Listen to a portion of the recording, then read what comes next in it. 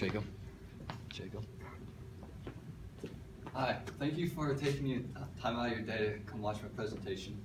I made a little video to tell more about myself, so here's my video.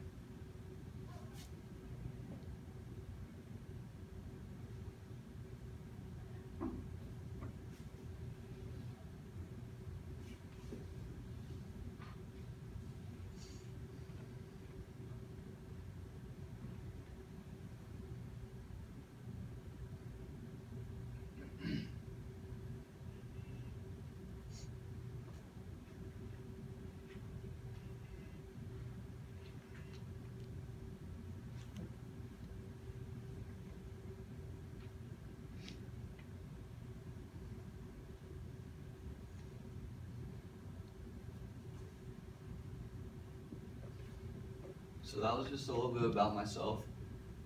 I made a video so I don't forget to tell you guys anything important about myself. So, and then my work blog, this is how I made my project. First, I met with my project facilitator back in September, and we discussed how we were going to get everything done, all the practices, what we wanted to do at practice, what our goals were to accomplish this season, what our goals were to accomplish with the players and making them better. We had practice every Wednesday from about 5 to 7 o'clock. And then we had games about every Saturday and some Sundays. My record was 8-1 on season. My project facilitator, his name was Keith Getz. He was my former high school coach last year, and he's been coaching for around 10 years, so he knows what he's talking about, and he helped me with all my struggles that I went through.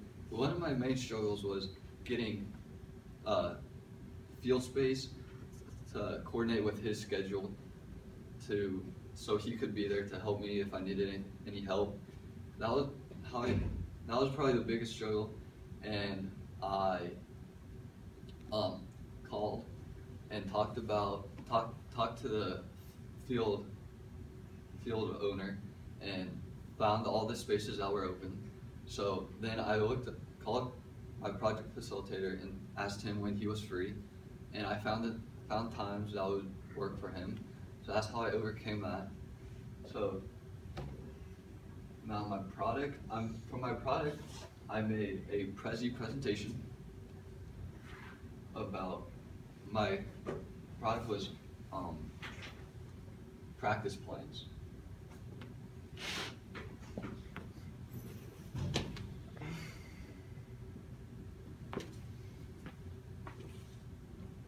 To start off, this is my team. I had a roster of 14 players. I had one goalie on my team, and then the rest were offensive players and defensive players.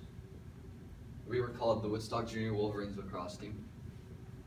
It was a team of 8th grade middle schoolers. This was a practice plan. We practiced for 2 hours. We started off, we warmed up, and we stretched, because that's very important. You don't want to pull anything. That would hurt very bad. And we warmed up, we stretched, and when they were stretching, I would take the goalie and I would warm him up so he wasn't cold when he was getting shot on. We would start off with the line drills, and then to get our stick work going, then we would go to a wall ball, which is you literally just play catch with yourself on a wall. Line drills is you get 2 lines and you run towards each other and pass the ball. It's pretty much just stick work. You would do right hand and left hand, and then ground ball. And on the wall ball, you would do 50 right-handed, 50 left-handed. And then after that, we would split into offensive and defensive. And I would work with my offense. I would work on our plays, the sets that I want to run, what they need to do with all the plays that I put in. Then I would go to my defense, and they would be working on their delta passes, which is they each stand on each sideline and they just pass the ball, because that's very important with the defender. You have to be able to pass the ball far. And then I would work on their slides, and then which is when one player gets beat is what everyone else on the defensive end does to recover. So that's about practice. One of my offensive drills was dodging. It helps with the footwork of the kids, helps them keep their feet under them and steady. Dodging is what starts an offense in lacrosse. When one player beats a defender, then the defense gets disorganized, and that causes chaos, and there will always be one guy open, always, when you beat a guy on a dodge. On dodging, it's very important to have your stick placed in the right spot when you're dodging, because if you have it down by your side, it'll be easy for the defender to get down and slash it away. So you want to keep it up by your face, and it was important for me to teach them where to keep it at all times in every dodge. Clears and rides. On clearing, I put them in the position I want them, so my clear, and then so after that, I'll put them in each position, and I would tell them how do I want their clear to be. It's very, very important that they are in the same spot, or not in the same spot, they move, and they move the ball. Moving the ball is one of the most important things about a clear, because if you move the ball, it gets the riding team off balance, and they cannot stop it.